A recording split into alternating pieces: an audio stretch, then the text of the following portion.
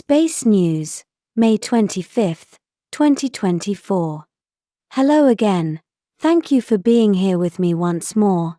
I hope you are very well today. I am Marie. This information can be seen as science fiction, or as the viewer sees best, and I post it for entertainment purposes only. Still, I take my information very seriously, and for whoever has eyes to see. To start this edition of Space News, I will inform you of the situation regarding all the Taygetan starships currently in low Earth orbit. Remember that I must use human terminology or you simply would not understand what I am saying. Starship Toleka is in low Earth orbit, functioning very well and with no significant issues to report. Starship Vigilant Eagle is moving next to Toleka, escorting her from her port side, which is the one that faces Earth. Vigilant Eagle's future here is now somewhat uncertain, as the larger and far more capable Alcyone-class dreadnoughts Asterope and Alcyone can do her job. It is possible that the smaller destroyer, Vigilant Eagle, may return to its space dock in Toleka City, Tema, at the end of June 2024, and then be reassigned to other tasks around the perimeter of her home star Taygeta. The possibility of the return of Vigilant Eagle to Taygeta is also because of the arrival here of the brand new light cruiser, Sardaklaya class, Starship Sardaklaya, which is now confirmed, and expected to arrive in low Earth orbit between 30 and 45 days from now. Starship Sardaklaya's first task ever as a brand new ship will be to participate with the Taygetan fleet here in low Earth orbit, and with the much expected Project Second Contact. Her construction has finished satisfactorily, and is now commencing operational trials to verify that its systems are functioning properly and safely. These trials are expected to take at least 30 days, as measured from Earth, but maybe more.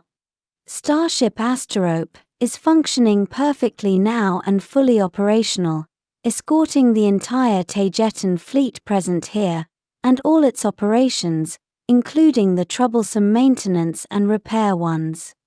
Presently she is the Taygetan vessel orbiting at the highest altitude from Earth, whereas Vigilant Eagle is the one orbiting at the lowest altitude, followed closely by Toleka. There is serious talk about replacing the aging Vigilant Eagle here in low Earth orbit with another small, destroyer-class vessel that is currently under construction back home in Tema, and which has no name yet. Neither does she have a class, as she is the first to be built. The large supply and maintenance Starship Saskatchewan is currently docked side by side with Starship Alcyone, as she is assisting her with repairing loose engine mountings which caused severe vibration during its trip from Taygeta here, an issue that was not foreseen before the trip, as the Alcyone was supposed to be in tip-top shape. This engine vibration was caused by the rupture of several flexible engine mounting dampeners, which are the ones that hold and secure the engines to a ship's hull, and they ruptured because of the severe stress they were under during such a long trip in hyperspace. This problem or issue is considered normal, and only a maintenance issue, because of the age of those dampeners, taking into consideration that the Starship Alcyone is the oldest of her class, yet in excellent shape, and perfectly capable. This excessive vibration also caused several engine metallic tubes to rupture as their flexibility threshold was exceeded. The ruptured tubing belonged to the engine's cooling systems, causing leaks inside the engine bay, in Alcyone's engineering spaces. Unlike what you are told on Earth, and in countless science fiction movies and series, cold in space is not the problem.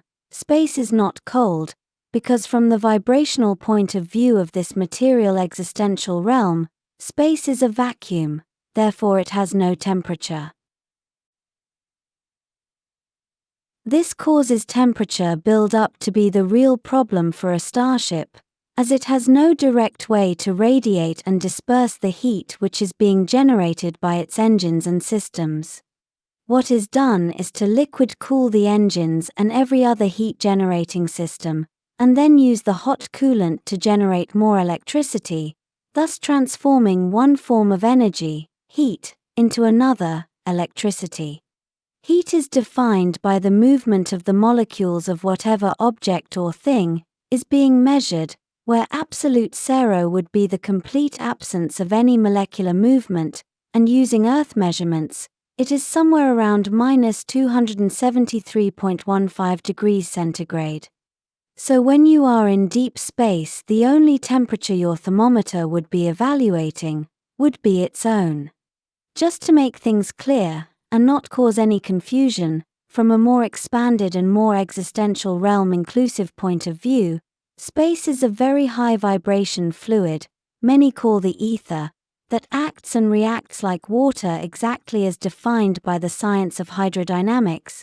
Therefore it is considered to be very high-frequency water, hence the sub-name of my channel, From the Waters Above. Where the waves and ripples are movements, with their vectors and all, of gravity, which is understood to be no less than consciousness itself, and considered so by countless advanced interstellar races. On Earth, there is a more or less new tendency to say that gravity does not exist and that things fall to the surface because of a buoyancy effect. Although that buoyancy effect is quite true and is a factor to be considered, as observed by balloons for example, gravity as a force certainly does exist as proven by the antigravity effects of high magnetism, as discovered on Earth, a magnetism that would not affect buoyancy. Starships Alcyone and Asterope are both being fitted with replicated human digital computers, for Project Second Contact as we speak, but are still expected to take a few months to be concluded. I must correct something I said in a past Space News video, as I have been told that Starships Asterope and Alcyone are the same size, even though they are Alcyone class of the first and second generation, when before, I was wrongly told that the second generation of Alcyone class was smaller, which it is, but not significantly, only because Alcyone is slightly longer due to having larger and heavier frontal and rear shields. In the next piece of news, I sadly must inform you that one of our adult Moghyay pet birds tragically died when it wandered inside Toleka far away from the central park where it should be with the others.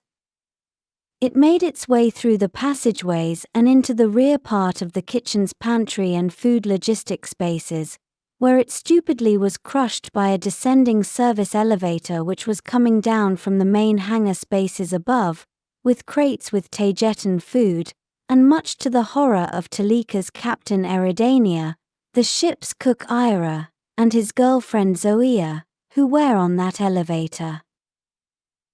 It was a horrific scene for every one of us here, but especially for those who had to clean up the remains, all stuck with feathers. A Moghyay is a species of bird which is indigenous to Taygeta, specifically to planet Tema. It is about the size of a large house cat, and you can think of it as a feathered, slim iguana with warm blood, very agile and fast.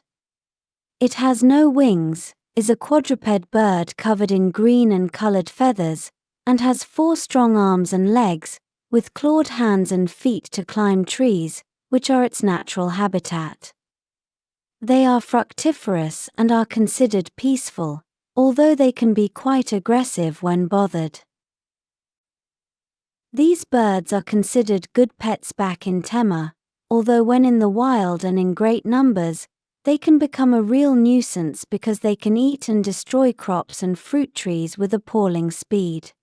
In Toleka, the population of Moghyay birds has grown to the point where they are starting to become a problem for us. Because although they are supposed to be confined in the large central park area of Toleka, they wander into other parts of the ship each time more often, this time with the disastrous outcome I explained before. They also have started to become a nuisance for us here, because we must walk through the park area to move between the living and medical spaces of this ship, to the simulated apartment spaces, and the small service hangar aft of this ship. Because they have the tendency to shit on you from above in the trees as you walk past, and this is to the point where we use umbrellas to transit from one side of the park to the other. Lately, they are also being aggressive with our pet house cats, who also like to be in the park area. The cats are allowed to wander all over the ship, except in engineering, hangar, and electric spaces, because those can be dangerous for them. We were thinking that the tragic incident between a Moghyay and the service elevator most probably wouldn't have happened with a cat, because they scare away easily at the sound and the sight of moving objects. When Moghyay do not, because they do not have any significant natural enemy in their original habitat. Moghyay are over-secure, especially when they have reached adulthood, because they have an attitude that everyone must remove themselves for them to pass. This one simply became overconfident.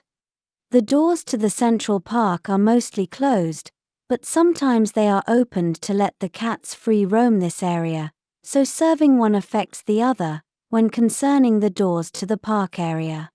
Anyhow, the Moghyay of this incident was very far from its designated area, which is 2 decks below.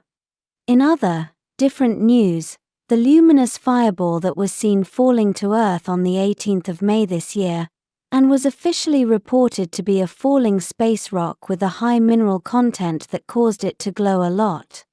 As reported to me by CIC Toleka, it was, in reality, the remains, or a part of the upper stage of a human-built rocket falling and disintegrating into the atmosphere, after taking a classified cargo into space, belonging to a known billionaire who likes to abuse one specific letter in the alphabet. You know which one.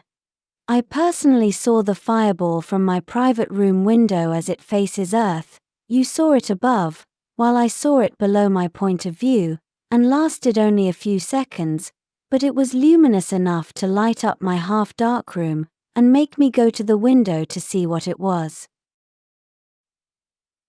In other news, there is still no news of the 2 imprisoned Alfreton, Centauri pilots, who were captured after their Black Knight ship was downed during April 8 eclipse. There is no exact date to when the Galactic Federation talks about why Earth must remain isolated will start, but they are estimated to begin in a month. Captain Goriel, of the starship Alcyone, has already booked for assistance in the representation of Queen Alanim, and the rest of us, so I will keep you informed about what goes on there in those talks. Before I go, I want to thank you all for your love and support, and for your beautiful donations. You have no idea how much I appreciate them, as you are literally making my and our work here possible, as YouTube earnings are not much. This goes especially for me, and for Athena and little Sophia, because we strongly depend on Earth and its resources. Taygetan food for some reason disagrees with my biology. I want to let you know that CIC has not been able to send all the thank you messages of the PayPal donations during the last month or so, because they were simply overwhelmed with the new arrivals, Asterope and Alcyone and crew. They are now sending all the thank you messages once more, or as much as possible, as well as the ones for Mercado Pago, but please remember that they are not automated, it is us here who send them manually, so please be patient. They are wisely spent mostly on food and needed supplies. A huge thank you, my friends. And I will continue to bring to you all the information I can, in 2 languages, and daily. I enjoy my writing and video making work very much, and I only wish I could get even closer to all of you, beautiful people and star seeds. You are making my work sustainable. A very big thank you. This will be all for today. As always, thank you for watching my video, and for liking, sharing, and subscribing for more. And I hope to see you here next time.